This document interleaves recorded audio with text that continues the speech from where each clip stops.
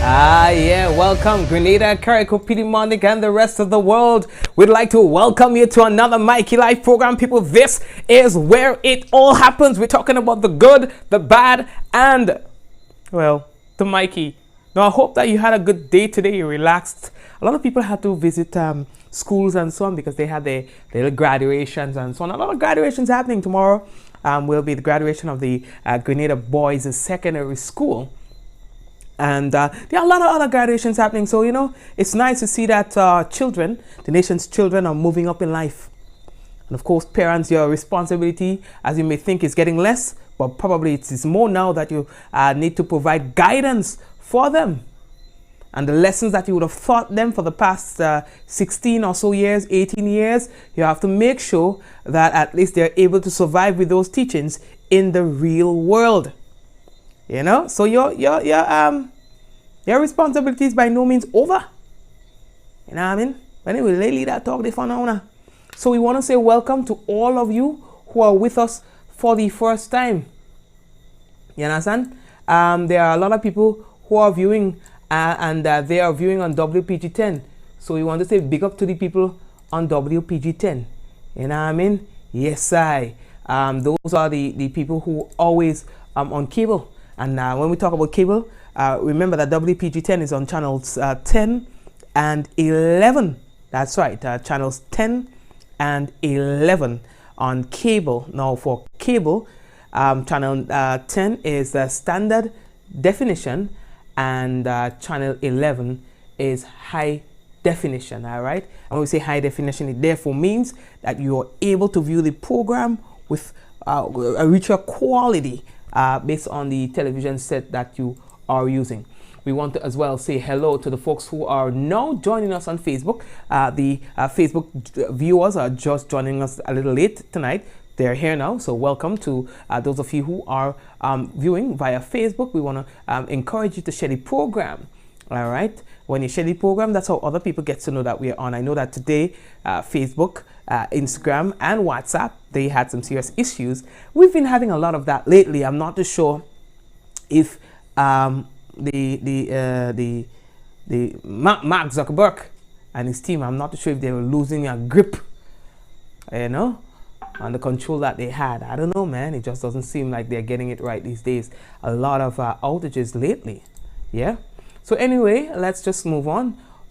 The headlines is brought to you through the kind compliments of Columbia Emirates International Duty Free Caribbean and WPG10. Folks, we are coming back in a moment, and when we come back, it's gonna be real news, people, in all your Lily Lolo. So stay tuned.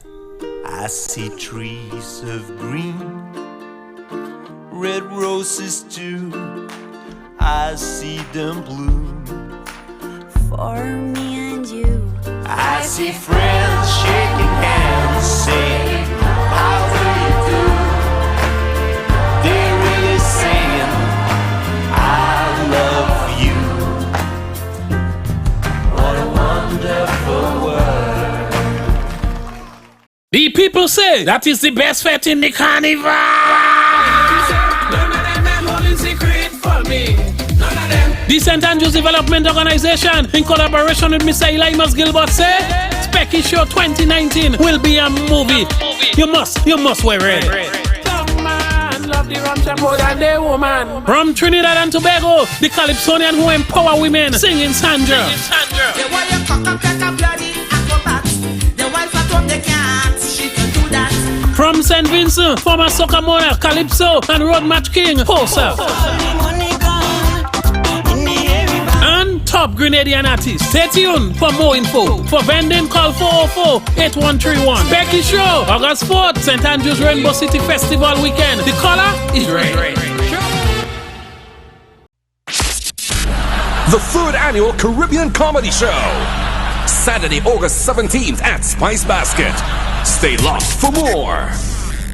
I ultimate cut glass. You see what I've done with it? You want to swear it razor grass. Look, I am a very, very serious man. 25 entertainers, one stage, one mass. Yeah, just think like that. Call it a triple flex. Saturday, 6th July, Lavaman presents I Am Mass. I don't live in my audio. Featuring some of the region's top ministers of mass. Kerwin Dubois, But we got no stink. We don't really care what you think. King Baba FM, Jump up, everybody jump up, jump. Iowa George, Come and front for your blessing. Come and front for your blessing. and Moto. You see the party there, the party burn up. Welcomed by a full cast of our Grenadian mass ambassadors. In Grenada, mass means more. The posse stand of the National Stadium will come alive for the first ever ultimate mass experience. And after the Rhythm Section Breakfast Fete, it's mass we playing. We are front for we to mash up. Run for we to drink up. Advance tickets cost $60 regular, Skybox $300, or pay more at the door. Tickets available at gotofet.com or your regular box offices. Gates open at 11 p.m. It's the ultimate mass experience. Saturday, 6th July. We are mass. You are mass. I am mass. We all look forward to our retirement, enjoying our golden years with family, friends, and loved ones. The best way to secure an income during retirement is through investments, savings, and an NIS pension. Thanks to improvements in healthcare, Grenadians are living longer, healthier lives. These years also need to be covered by a pension to guarantee a comfortable life. Today you contribute 9% and retire at age 60. But as benefit expenses continue to rise, and with longer lifespans, the NIS won't be able to provide pensions and other social security benefits at this rate. To continue providing benefits, the NIS will need to increase the contribution rate from 9% to 11%, a 2% overall increase shared between you and your employer. The retirement age will gradually increase from 60 to 65 over an extended period. Let's put this into perspective. If you earn $1,500 today, your contribution is $60 and your employer pays $75. With a 2% increase shared between you and your employer, you'll now pay $75 and your employer will pay $90. That's only a $15 increase. These are the types of social security changes being made worldwide. In fact, Grenada has one of the lowest pension age and contribution rate in the region. With these small changes, you'll be able to continue enjoying all social security benefits and retire between age 60 and 65 with the guarantee of a pension from the NIS. If these adjustments aren't made now, then by 2035, the NIS will need to increase your contribution rate to 22.5%. So, what can you do? Support the incremental changes and continue with the solidarity of the Grenadian people. A little change today for a convenient, happy future.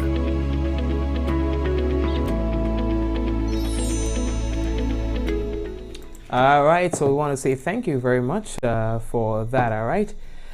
Okay, the NIS and all of other sponsors on the program, we want to say thank you very much for partnering with us. We just sent a link to the people in WhatsApp and so on. So welcome to the folks on WhatsApp. It seemed like we have now everything settled down in terms of the issues that we were having with the WhatsApp, Instagram, and so on. It seemed like it's settled down a bit.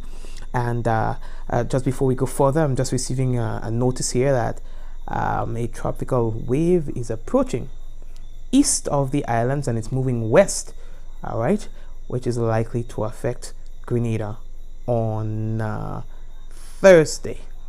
All right, we'll look into that more and probably post something on our website. Okay, now the first thing that we need to tell you about, boy, is the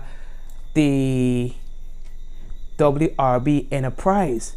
Now we have just received an update about it. Okay, it says further to the government of Grenada's press release on Wednesday 26 June 2019 on the matters in dispute between the government of Grenada and WRB Enterprises Inc. The government elaborates as follows: that in 2016, after coordination with the international consultants and local electricity sector stakeholders, the government passed the new Electricity Supply Act and the Public Utilities Regulatory Commission Act. The act liberalized Grenada's electricity sector ended the monopoly on electricity generation and established effective regulators' control over the sector. Now, the liberalization of the sector and the passage of the legislation were implemented as part of overarching structural reforms initiated and funded by the World Bank through the Eastern Caribbean Emergency Regulatory Authority Project, ECERA. Now, they said that following the 2016 reforms, WRB, the US-based majority stakeholders of GrenLec, initially demanded that the government repurchase its shares in the company for US $65 million plus interest. In May of 2017, WRB and its local subsidiaries GPP initiated an international arbitration against the government seeking the compelled repurchase of the shares on the basis of the 1994 share purchase agreement. It says that the WRB's demand has since been revised upward to EC 182 million plus interest, equivalent to approximately US 67 million plus interest. It goes on to say that in June of 2019, WRB and the government concluded a hearing in the front of an international arbitration tribunal at the World Bank's International Center for the Settlement of Investment Disputes. The tribunal will rule on whether, and if so, at what price the government must repurchase WRB's shares. As indicated in the earlier press release by the government, the tribunal's decision has not yet been issued and is expected in the coming months. Government's policy remains that GrenLec's shares should be held or purchased by private sector interests. And that's just an update to the press release that was issued last week and was read on the program. Folks, on the lighter side of things, boy, you know that we have our Grenadian swimmers who are out there. Now, we are understanding that they have done really, really well. You understand? Now, the curtains closed on the 2019 CC Can Swim Championships in Barbados last night as Grenada added its 4th medal to its overall count. Orloa Cherubin earned her 3rd medal of the championship, taking a bronze in the 100 meters breaststroke, and it was in a time of 117.18 seconds. Cherubin's bronze medal was added to her already earned silver medal in the 50-meter breaststroke, all right, and her glorious gold medal performance in the 20-meter breaststroke. All right, now they say that Nathan Fletcher also shared in the podium moments with a bronze medal performance in the 50-meter butterfly. Now, the 14-member team, which represented Grenada at the CC Can, put out a number of personal best performances, including that of Zachary Gresham, who advanced to the final in both the 50-meter and 200-meter backstroke, all right? Along with personal best performances from Delron Felix in the 50-meter butterfly and Prashant Haynes in the 100-meter butterfly and Kerry Oliver in the 50-meter butterfly. It has been an exciting weekend of swimming, they say, with Grenada's overall performances netting 4 medals and excellently showing their talent and their potential. All right, they say that the members of the swim team are very happy. The team headed back to Grenada later this week. They will be heading back to Grenada later this week. All right, and they said they will resume their preparation in earnest for the swimmers competing at the FINA Worlds in Gwangju, somewhere in South Korea in July. All right, good. So we have to big up the swim team people. All you, we heard of a fire, boy. There seemed to have been a fire in the Grenville police station sometime last night.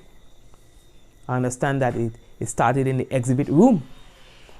According to sources, the fire was quickly contained and there was not much material damage as a result of the fire, but they say what caused the damage, they had a lot of water damage. so that most of the downstairs was rendered unworkable. Today, they say that although electricity was out, it was restored, and the telephone lines and other forms of communication were down for the moment. Alright, but if you need to contact the Grenville Police Station, you can do so at 405-3153. That's 405-3153. Now, according to sources, the fire, was quickly put out. You understand? So that's what it is. Oh boy, the world probably would have been falling down, for a lot of people today because of a glitch, a technical glitch, they say, would have caused file downloads to malfunction with WhatsApp, Facebook, and Instagram.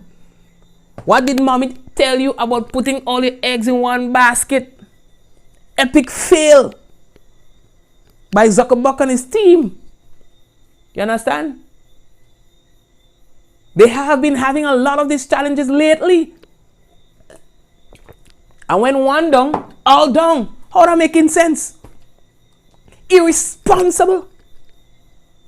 You understand? All of them down, But partly. So from what was being reported by the users on Twitter and so on, sending of files on WhatsApp appeared to have not been working fine at all. It was alluding to some sort of major server bug that was preventing individuals from downloading content that had been shared with them or otherwise. Now, with Instagram, posting to news feeds and seeing stories and loading content were a problem as well. Some Facebook users said that they were having trouble logging in and even accessing some of their feeds, as well as viewing or posting pictures and videos. Now, the cause or an account of what caused the issue appears to be unknown. Well, I don't know if they figured it out by now. The team at Instagram and Facebook and them, they all acknowledged the problem, but they didn't say much in terms of what caused the problem. You understand? But yeah, boy, some people, for them, it was like the world was coming to an end. You can mark yourself safe and say, well, I'm safe because, you know what I mean? Oh, yeah. Let's talk for a minute about what's breaking the internet. So this morning I hear a little craze and thing like that. So I'm wondering, well, what is this craze about? Alright, it so happened. Anyway, welcome to the What's Breaking the Internet segment, where we find things that are online that is popularly shared or been spoken about, and we share it with you. It is in no intent, it's not our intention to offend or to cause harm to anyone. But if you so feel aggrieved by what we say about what's breaking the internet, then you can always anyway, let me go to the story. Let me leave that talk there. So it appears that somebody and a crew went to have a meal at a local restaurant and gave a review on the restaurant, which reads, we usually go off reviews and recommendations when we travel and choose places to eat. A group of 7 ventured here and was encouraged to partake of the tapas offered on the menu. Having 3 couples and a teenager in our group, we decided to have the couples do the tapas, and now you would think that this would be a tremendous amount of food, being that we are getting up to 20 items on the menu. 3 curry chicken legs, 3 pieces of fried plantains on 1 appetizer plate of salad, and so on, to be shared by 3 couples. Now we were robbed, and for the money that we paid to dine, it was a huge disappointment. I will not recommend here, even though they're boasted to be local. So people, that's the people giving their review of the restaurant. So the restaurant replied to them people review. I ain't making it up. Well, let's say apparently responded to the people review. Can I read? No, somebody, can I please read the business? I want to read the business. Can I read the business? And I'm telling you, that is what's breaking the internet. It reads, this is supposed to be the restaurant's review, people. I'm making it up. Or someone on behalf of the restaurant, I'm making it up. I knew this would be a problem. What a dishonest review. We do not coerce or guests to spend what they cannot afford, even when some decisions are downright foolish. You were a group of 7 who bought 3 tapas and a burger and fries to share among 7 of you. Do not disrespect our image as if we do not understand portion sizes or what is fair when, or what is fair based on the Grenadian market.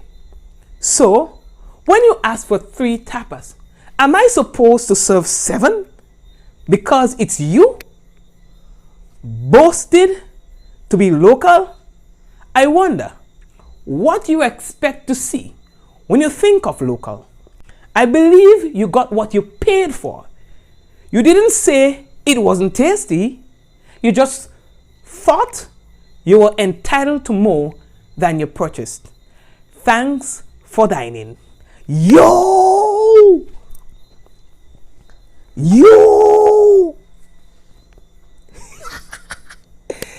I never hear that yet.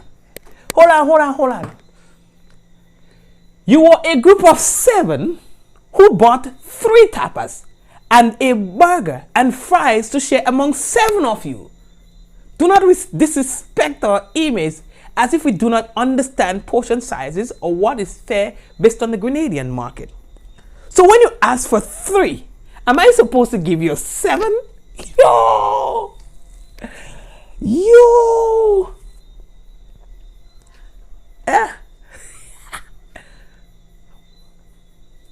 We do not coerce our guests to spend what they cannot afford. Yo! Anyway, let me leave that talk. I never hear that yet. If you want to know what's breaking the internet, I kid you not. You go check it out yourself. That's what is. Again, I message you on. If you're a lawyer, I tell all you, we don't intend to disrespect or we don't intend to offend anybody. Yeah, son. Jano. So if it is in fact the restaurant's review as this post is claiming to be, then that Jen. Yo, anyway, let me leave that talk there. How are we looking for time? All right. Let's get serious now, okay?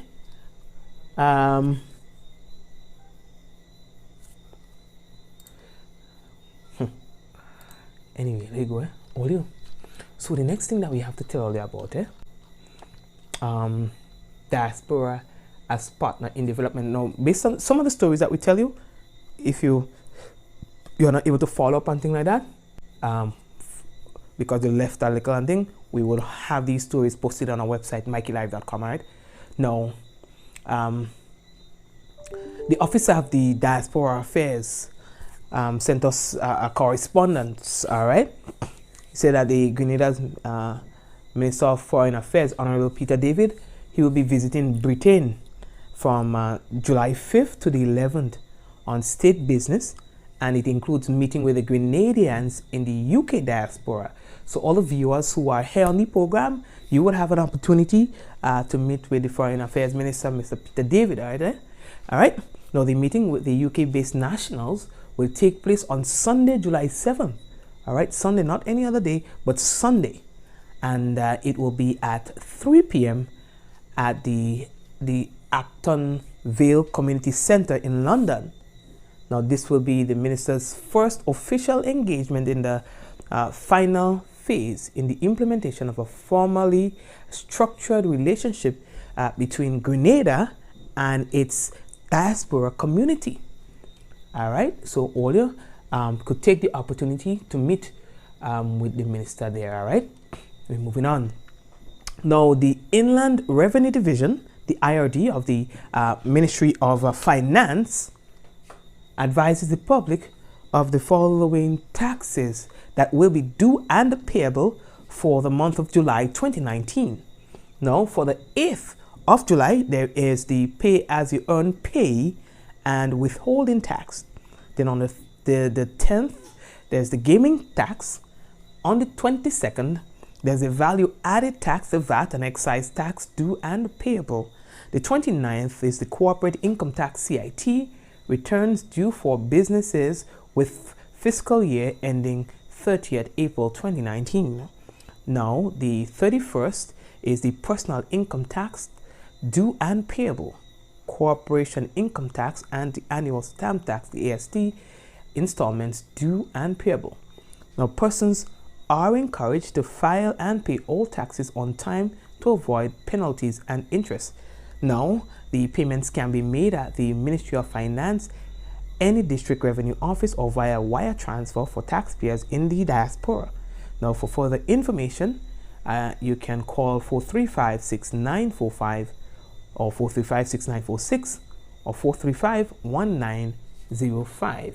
Or you can also call GNDIRD, email that's GNDIRD@ird.gd. All right, how are we looking for time? What's the next thing that I had to tell you about? I think I had something else to tell all you about the coaches boy. I want to big up all the people involved in football and thing in Grenada. All right, no, according to the Style Sports, through a memorandum of understanding between the Grenada Football Association, the GFA, and the Czech Football Federation, the CFF, 3 of Grenada's national coaches will travel to the Czech Republic to participate in a theory, practical and classroom training program with 4 national teams of the Czech Republic, along with one of their head coach. All right, now the 3 coaches: Gerard Alexander, that's national under 15 and 17 head coach; Jake Rennie, national under 23 assistant coach; and Charlie Joseph, senior national men's team, will leave the island on July 15, and they will return on July 31st from the Czech Republic on completion of the program. What else do we have to tell you about? I think we have something to tell you about our Prime Minister. Yes, we have to tell you about Grenada's Prime Minister. Now, Dr. the Right Honorable Keith Mitchell left the state Wednesday to attend the Caribbean Community CARICOM meetings in St. Lucia.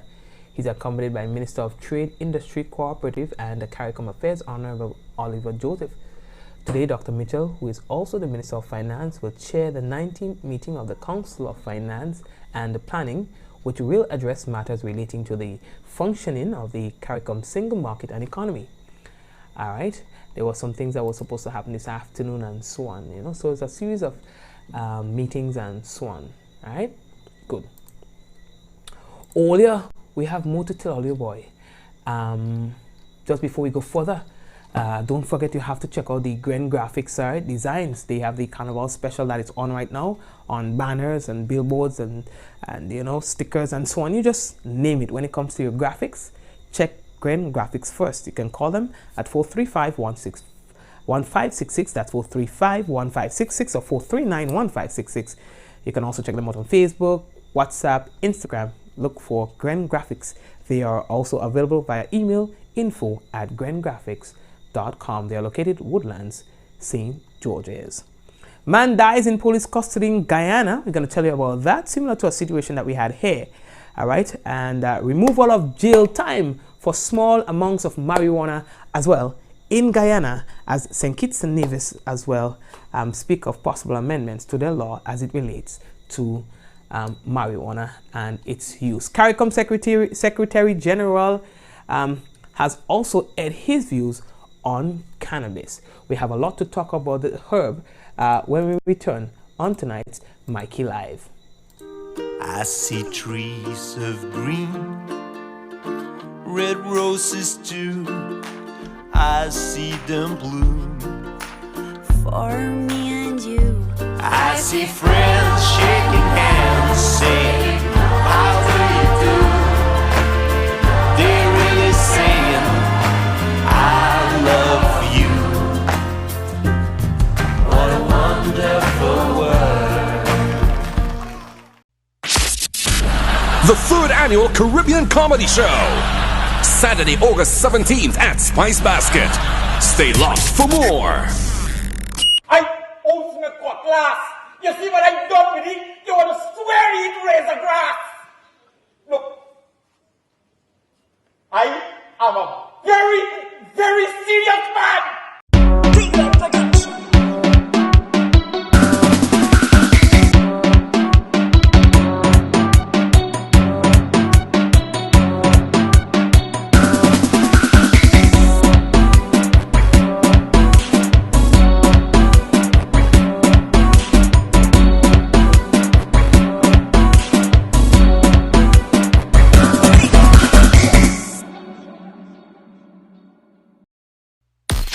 Twenty-five entertainers, one stage, one mass. Yeah, just think like bacon. Call it a triple flex. Saturday, 6th July, Lavaman presents I Am Mass. I don't live in my audio. Featuring some of the region's top ministers of mass. Cohen Dubois, But we conduct stink. We don't really care what you think. Baba FM, Jump up, everybody jump up, jump. Iowa George, Come and front for your blessings. Come and front for your blessings. and Moto. You see the party there? The party burn up. Welcomed by a full cast of our Grenadian mass ambassadors. In Grenada, mass means more. The posse stand of the National Stadium will come alive for the first ever ultimate mass experience. And after the Rhythm Section Breakfast Fete, it's mass we playing. We are front for we to mash up. Run for we to drink up. Advance tickets cost $60 regular, Skybox $300, or pay more at the door. Tickets available at GoToFet.com or your regular box offices. Gates open at 11 p.m. It's the ultimate mass experience. Saturday, 6th July. We are mass. You are mass. I am mass.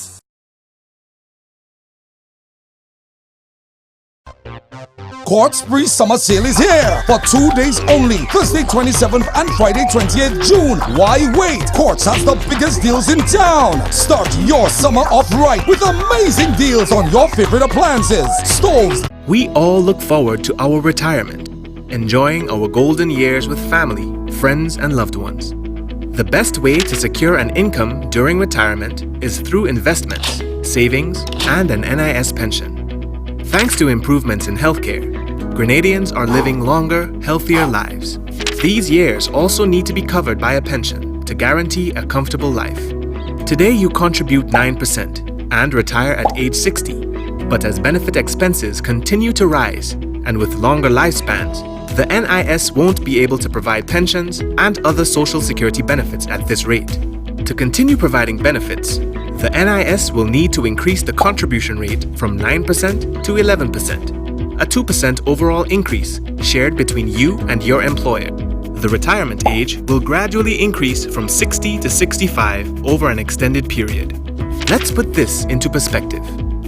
If you earn $1,500 today, your contribution is $60 and your employer pays $75. With a 2% increase shared between you and your employer, you'll now pay $75 and your employer will pay $90. That's only a $15 increase. These are the types of social security changes being made worldwide. In fact, Grenada has one of the lowest pension age and contribution rates in the region. With these small changes, you'll be able to continue enjoying all Social Security benefits and retire between age 60 and 65 with the guarantee of a pension from the NIS. If these adjustments aren't made now, then by 2035, the NIS will need to increase your contribution rate to 22.5%. So, what can you do? Support the incremental changes and continue with the solidarity of the Grenadian people. A little change today for a convenient, happy future.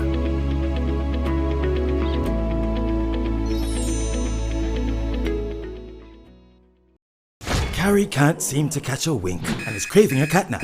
Meanwhile, Mary marvels at the majesty of her Monday morning, masterfully making multiple meals for many miners, mindfully making the most of every moment, making ready to move mountains, and mustering the masses to march out the door on time. Concurrently, Carrie clumsily corrals the kids to carry on to class, as Mary muses on memories of purchasing her marvelous mattress. Your best day starts tonight with a Sleep On It mattress from Quartz.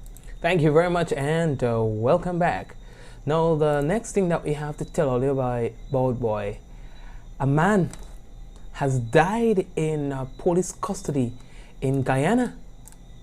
And though police are claiming that there were no marks on his body and so on, his family says otherwise. In fact, when I was looking up this story a bit more, I saw some pictures that seems to support the family's stories that he may have been abused while in police custody, as they show marks, fresh marks on his body with what appears to be blood. Let's go to Guyana for that story.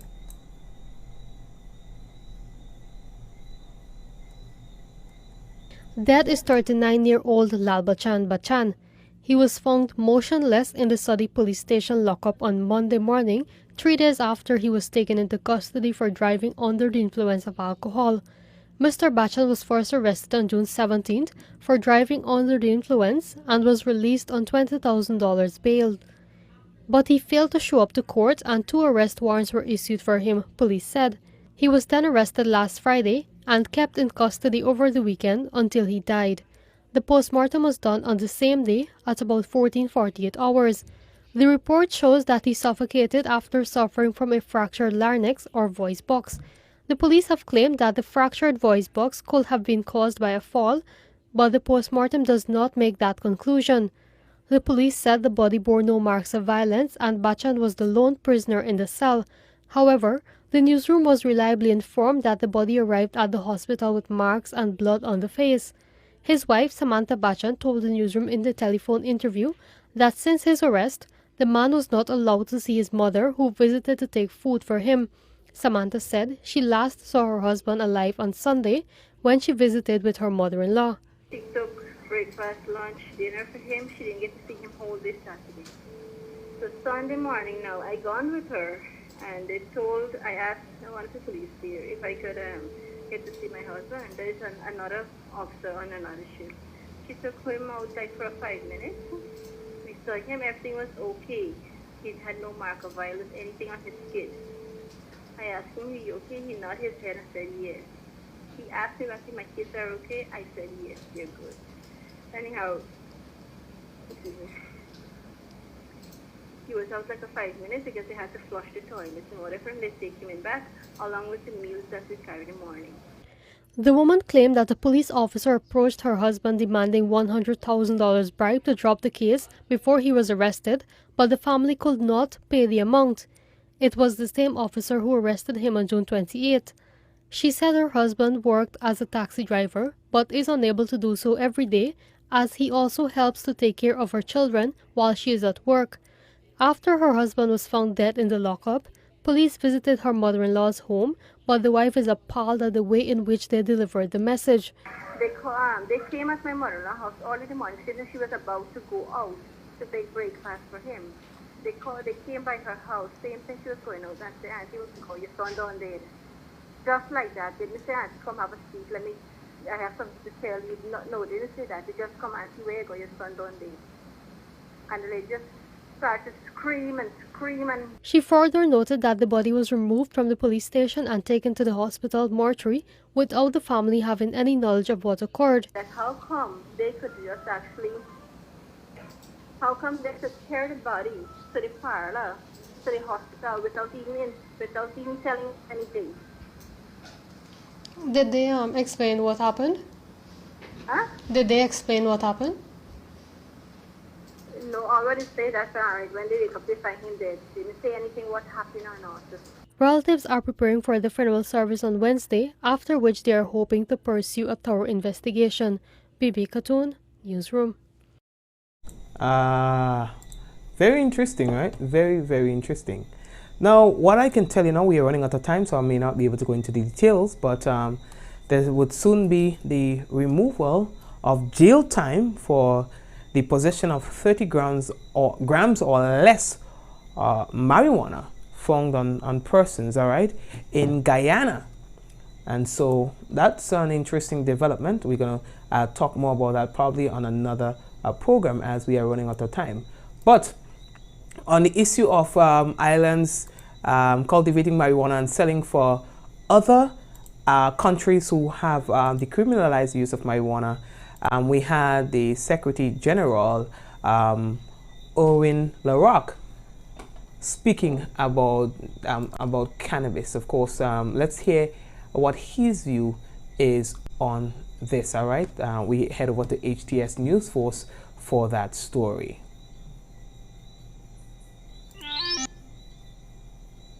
The debate over whether or not cannabis should be legalized or decriminalized has been ongoing throughout the region for some time, with some countries deciding on lessening the criminal penalties and others decriminalizing the drug. The Caribbean Community CARICOM Secretary General disclosed that cannabis is a banned substance for international trade, which is governed by a protocol of the United Nations. The Secretary General also revealed that if member states decide on pursuing cannabis for pharmaceutical purposes, that industry will be tightly controlled. Looking at decriminalizing marijuana at the national level. Not about trading it. Now we see a potential for medicinal marijuana. There are persons in our region who have done a lot of research on it, in Jamaica in particular. And I believe my memory is correct that they may even have patented, is the word patent? Yeah. The certain medications that are derived from it. And research is ongoing. And a number of member states are looking at how to use that as a part of the industry, the pharmaceutical industry. That will be a very controlled industry, which is different than individuals having for recreational use or for religious use. Do not try to cross the border with marijuana. You're going to be arrested. In 2014, CARICOM appointed an independent marijuana commission to investigate and produce a report on the issue of marijuana use in 9 member states. The report examines the complex dimensions on the use of the herb. You still have contending interest groups at the national level, that some say you should not decriminalize and some say you should keep the status quo as it is. So that's where we are. We've done the bit of work. It's a tremendous piece of work. It's available to the public, very well informed from the medical standpoint, from the social standpoint, from the religious standpoint, from the impact on youth and the fact that you're caught with one spliff and you have a criminal record for how long. All of these matters were taken into account, and the recommendations are there. The member states now need to determine how they act upon them. The 2019 Venezuelan presidential crisis, as it relates to who is the legitimate president of Venezuela, is also of great concern to the Caribbean community. The CARICOM Secretary General says although some member states have different views on the matter, there are common perspectives on issues the community adheres to. The issue of non-politicization of aid, the issue that there must be a peaceful resolution, the issue of the recognition of the Constitution and the rule of law, all of which are principles up to this day that every single member state, whether they recognize Juan Guaido or not, or they recognize President Maduro or not, adhere to those principles, as distinct from others who are demanding that there be regime change or other avenues. We cannot afford any kind of this thing to escalate into a kind of violent confrontation in Venezuela. The heads of government of CARICOM will meet in St. Lucia from July 3rd to July 5th to deliberate on a number of issues which affect the region. The Haitian protests, CARICOM Single Market and Economy CSME, and blacklisting are also topics down for discussion. Gina Filippi, HCS News Force. Thank you very much, Gina. And we have just enough time for us to do the national report quickly. I see that we have some people who are viewing the program for the first time. We want to say thank you for so doing, and get ready to show you the national report. All right. Yes, so folks, I just wanted to tell you this before we go, that yeah, we are expecting to be affected by a tropical wave sometime on Thursday, probably the later part of Thursday. So please be guided accordingly based on whatever activities that you have to do. Please be guided, all right? If you know you have drains that are blocked and so on, allow the water to pass, yeah? Please do so. Sometimes we just pretend we don't hear those guidelines and so, and then things happen and then we complain. So I'm telling you that all indications are that we will be affected by a tropical wave sometime on Thursday, and there's another one behind that too that may just affect us as well. It might be early to say, but we're just letting you know. All right, so here we have now for you the national report. CARICOM heads meeting in St. Lucia to discuss pressing economic development matters. Details to this story and more in the national report.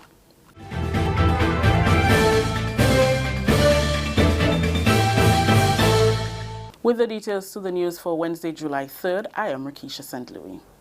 The implementation of measures to enhance the CSME, an interim report from the CARICOM Commission on the Economy and the Situation in Venezuela, and blacklisting. These are some of the main agenda items for the 40th regular meeting of the Conference of Heads of Government of the Caribbean Community, which was officially opened in St. Lucia on Wednesday. Prime Minister Dr. the Right Honorable Keith Mitchell is attending the meeting, accompanied by the Honorable Oliver Joseph, Minister for Trade, Industry, Cooperatives and CARICOM Affairs. The meeting was addressed by the incoming CARICOM Chairman, Prime Minister Alan Chasney of St. Lucia, outgoing Chairman, Prime Minister Dr. Timothy Harris of St. Kitts and Nevis, and CARICOM Secretary General, Ambassador Erwin LaRocque. Progress in advancing the CSME must be on the bedrock of a safe and secure economy. Concerns about crime and security have a common thread throughout the member states. We have been making every effort at the regional level to enhance our cooperation and to put in place a security architecture to combat the scourge. An important feature of that architecture are the legal instruments which have been agreed, but which are still awaiting more signatures to come into force. Following on the Special Summit on Security this May, this meeting will receive proposals aimed at deepening security cooperation in addressing transnational and domestic crime.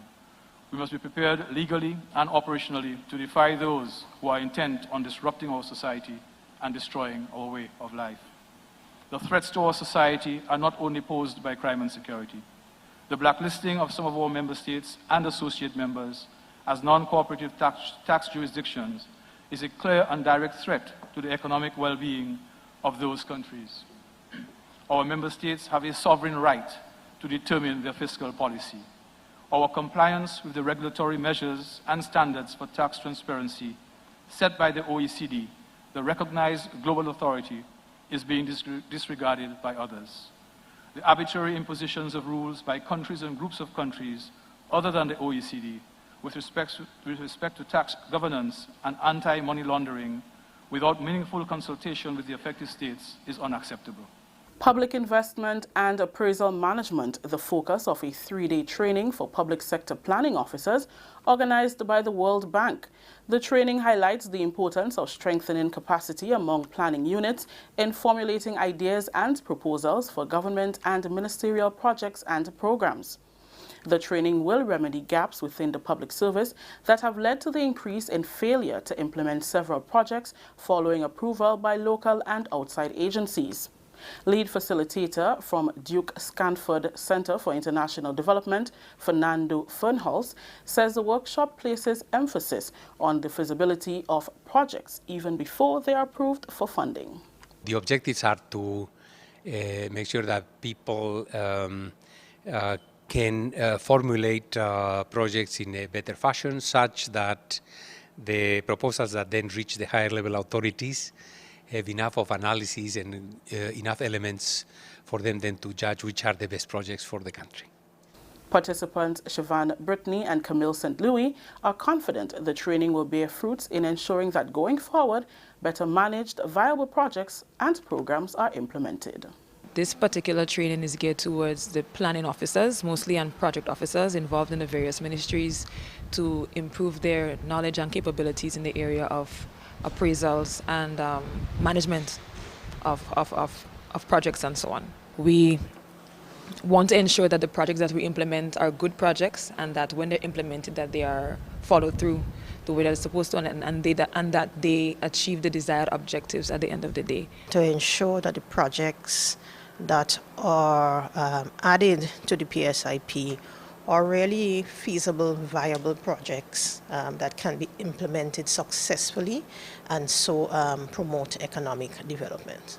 The training ends on Thursday, July 4th. This is the National Report. We'll have more news after the break. Every summer, the Spice Island of Grenada is transformed into the Caribbean's biggest spot. Carnival Saturday, August 10th, and Real Steel, August. Creativity and splendor of our mass parades. As part of the annual visit by ophthalmologists from Vosh International. The Vosh International consists of a team of volunteer opticians and healthcare providers who have been providing free eye care clinics to Grenadians for the past 7 years. The free clinic started on June 29th in Carriacou. The team then journeyed to St. Patrick, St. Andrew and St. George. Past the president of Grenada Rotary Club, Julia Lawrence, says for the past week, over 900 individuals were assessed. The last few days have been very busy. Yesterday they would have seen that would have been in Granborough. They would have seen in excess of 300. I think it's 366 persons. On Monday in Satés, they would have seen in the vicinity of 300. And in Carriacou, they would have seen in the vicinity of, I think, 266 persons in Carriacou. So we've been very busy over the last 3 days of this project. The numbers have been increasing over the years. This morning we had a massive turnout here. We have registered to date, at this time we have registered 358 persons. We had to turn away quite a large number of persons because, there are so many persons that the team can see. Services include eye testing and prescription of medication. Eye testing, they're providing medication, they're providing glasses, they're providing shades if they need them. To the extent that they have the medication, they would get the medication. In the past, we have done surgeries. We're not doing any surgeries this year. There is no telling when next we would do surgery, but if persons are recommended, then once they have that referral, the next time surgeries come around, they could, yes. Finally, 20 male residents of Her Majesty's Prison are now part of a new program which aids in rehabilitation and self-development that can eventually reintegrate them into society.